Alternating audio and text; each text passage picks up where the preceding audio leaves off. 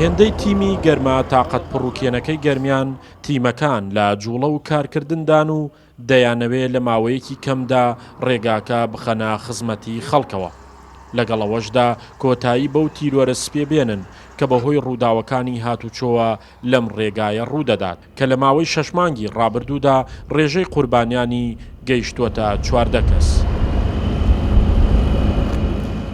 ئەمە دیمەنی کارکردنە لە قۆناغی دووەمی پرۆژەی بە دووسایدکردنی ڕێگای کەلار دەربەندی خان بە درێژی 41 کیلۆمەتر و 138 ملیار دیناریش بۆ تەواوکردنی پرۆژەکە تەرخان کراوە. ئێمە ئێستا لە قۆناغی دووەمی ڕێگای کەلار دووسایدکردنی کەلار دەربەندی خان کار دەکەین کە بەلۆتی 4 و 5 ناسراوە. لە ئێستادا ئێمە بە شێوەیەکی باش لە هەموو برگەکان دەست بەکار بووینە.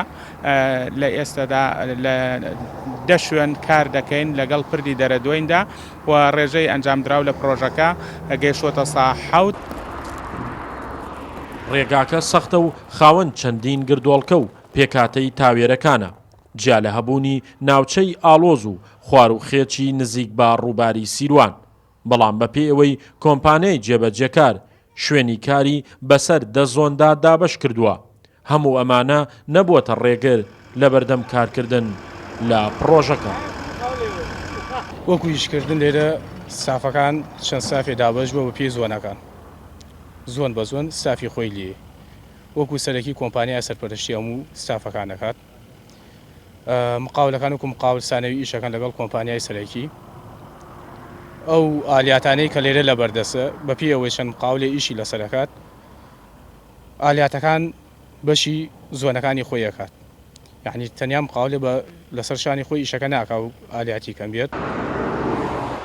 لە دیزانی کاری بە دووسایدکردنی ڕێگای نێوان کەلار دەربەندی خان زیاتر لە 30 پردی نوێ بە درێژی ڕێگاکە دروست دەکرێت و لە 160 ڕێگا کۆنەکەش هاوشانی سایدی نوێ قیرتاو دەکرێتەوە، واتە لە 140 ڕێگا کۆنەکە شۆفێران بەکاری دەهێننەوە.